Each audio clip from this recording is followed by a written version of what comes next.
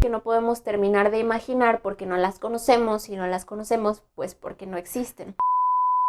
Hola a todos y todas y bienvenidos a este salón de crítica. Crítica expresionista, cinematográfica, cyberpunk, pero como siempre, crítica objetiva. Empecemos. Hoy vamos a hablar del cine y su intrínseca relación con la arquitectura. Pero para meterlos un poco en el contexto de lo que está pasando en mi mente, lo primero que debo hacer es preguntarles. Cuando ustedes escuchan la palabra ciudad, ¿cuál es la primera imagen que se les viene a la cabeza? Creo que hay dos opciones. La primera es que piensen en una imagen de su propia ciudad, es decir, en la que viven. Pero la segunda es que piensen en algo parecido a esto. Y es claro que entendemos que no todas las ciudades, y de hecho la mayoría de ellas, no comparten características físicas similares a esta. Pero de alguna manera logramos tener este estereotipo tan arraigado en nuestra memoria colectiva. Pero entonces, ¿de dónde salió? Es probable que este acervo de memoria lo hayamos construido a partir de algo que tengamos todos y todas en común, que no es la ciudad o la arquitectura en sí, sino el background arquitectónico del contenido que sí nos relaciona y que se encuentra en la cultura popular. Hoy nos vamos a centrar solamente en el cine, porque si tenemos edades similares, es probable que durante nuestra niñez o adolescencia hayamos visto películas como Batman, Blade Runner, Star Wars o ahora, por ejemplo, Love, Death & Robots en las plataformas streaming. Y aquí es donde se preguntan, ¿y eso qué tiene que ver? Pues resulta que todo lo que vemos y la manera en la que lo entendemos está a disposición de su contexto. Y sobre todo que nuestras grandes influencias arquitectónicas no vienen de nuestra memoria en la historia de la arquitectura, sino de nuestra memoria en el contenido audiovisual. Y es que aunque no lo pareciera, estas películas y series que les mencioné son igualitas. Bueno, no por la trama, pero sí por la forma en la que maquetan sus escenarios.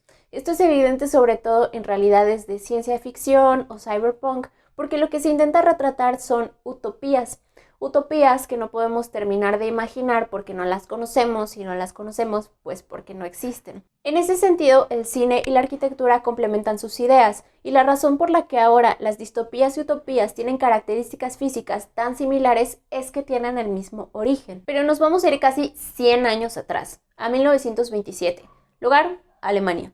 Fritz Lang y su esposa Thea von Harbou estrenaban lo que iba a ser la película más transgresora de su época, y que obvio en ese momento no lo sabían, pero también iba a ser la pionera de lo que años más adelante conoceríamos en el cine como sci-fi o ciencia ficción.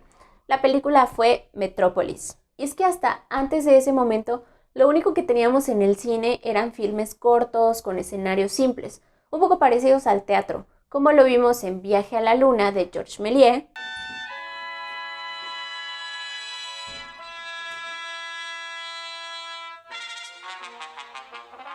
o simplemente escenas de la vida cotidiana, como los primeros filmes de los hermanos Lumière.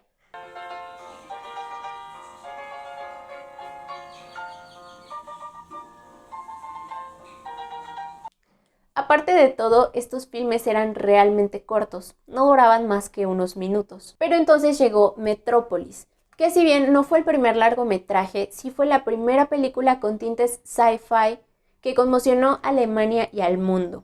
Fue la película más importante del expresionismo alemán. No voy a contar toda la historia porque para empezar dura 2 horas y media, además de que tuvo una existencia muy problemática porque fue perdida, censurada, cortada, reconstruida, en fin. La película está disponible aquí mismo en YouTube por si alguien quiere verla, pero a grandes rasgos es una película que retrata el caos de una ciudad-estado. Está ambientada en el año 2026 y la arquitectura juega un papel fundamental. Ya les explico por qué. En primer lugar está la metrópolis. Esta se caracteriza por sus dimensiones sobrehumanas, tráfico excesivo y los edificios con tintes Art Deco inspirados en la Nueva York de los años 20. Y es que años antes el mismo Lang había hecho un viaje a la ciudad y había quedado fascinado con ella.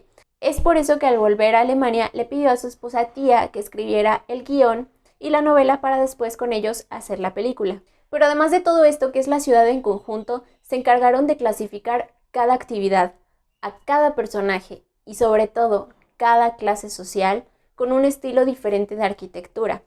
Por ejemplo, El poderío de la metrópolis se lleva a cabo desde la Nueva Torre de Babel, que es una torre que sobresale y sobre todo que es diferente de las demás, mostrando así su importancia, haciendo referencia al Génesis y al poder de Dios, ya que desde ahí gobierna Fredersen.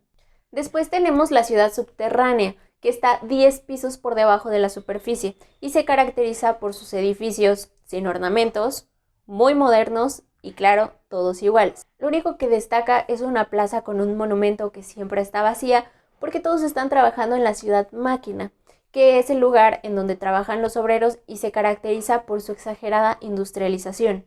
De igual manera, en los niveles superiores también hay significados. Por ejemplo, tenemos los jardines del Edén, que en la película es donde los hijos de los ricos pasan el tiempo y que se caracteriza por sus formas caprichosas, orgánicas, que nos recuerdan un poquito a la arquitectura de Gaudí y que básicamente funciona como una burbuja de élite porque nadie sabe en realidad lo que está pasando afuera. De la misma forma está el campo de deporte, igual para la élite, que se caracteriza por su arquitectura monumental inspirada en el estilo clásico de Grecia, que como sabemos es donde nació la Olimpiada.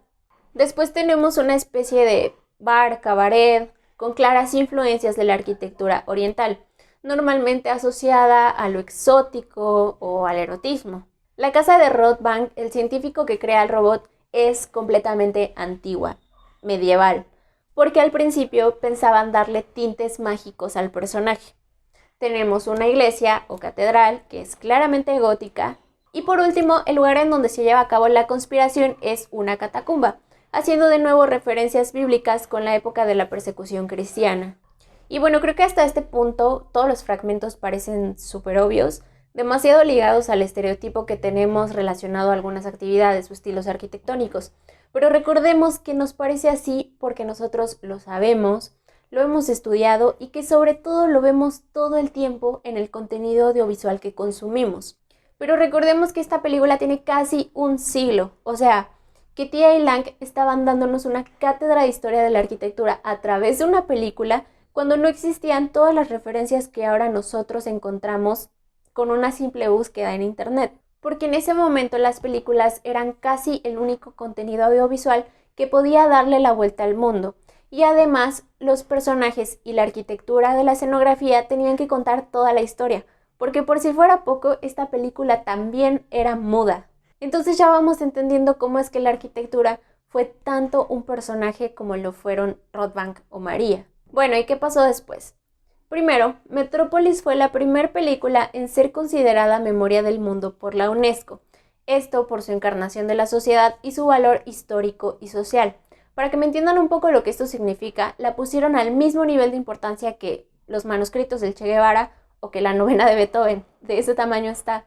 Pero continuamos con la arquitectura. Metrópolis se convierte por tanto en una película de culto, no porque sea una película vieja rodada en 1926, sino porque su estética y las ideas que explora van a marcar de forma definitiva toda la estética del género de la ciencia ficción, además de que estableció por primera vez la relación entre arquitectura y cine. Y como Fritz Lang dijo en una entrevista, tomé las decisiones que me parecieron correctas. No tuve modelo a seguir porque no tenía a quién parecerme. Y es verdad, tanto porque sus predecesores no tenían las referencias arquitectónicas que hoy encontramos en el cine, como todas las predecesoras que se inspiraron y siguen inspirándose hasta hoy en la película Metrópolis. Y aquí van unos ejemplos. En Blade Runner 2019 de 1982, en Batman de Tim Burton en 1989, en la serie Love, Death and Robots del 2019, y en novelas como 1989 de George Orwell o Fahrenheit 451 de Ray Bradbury. Y ahora piensen en estas películas. ¿Creen que si les quitamos el color o la voz, seguirían transmitiendo lo mismo?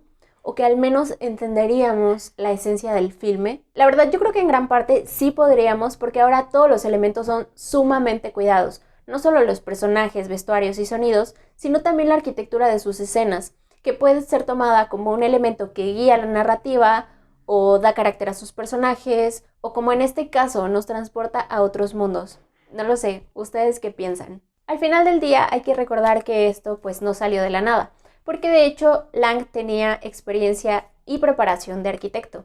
así que lo que hizo fue combinar todos los elementos que tenía a su alcance. Y Metrópolis dejó el legado que dejó porque combinó técnicas de fotografía, efectos especiales y le dio a la arquitectura por primera vez un papel protagónico.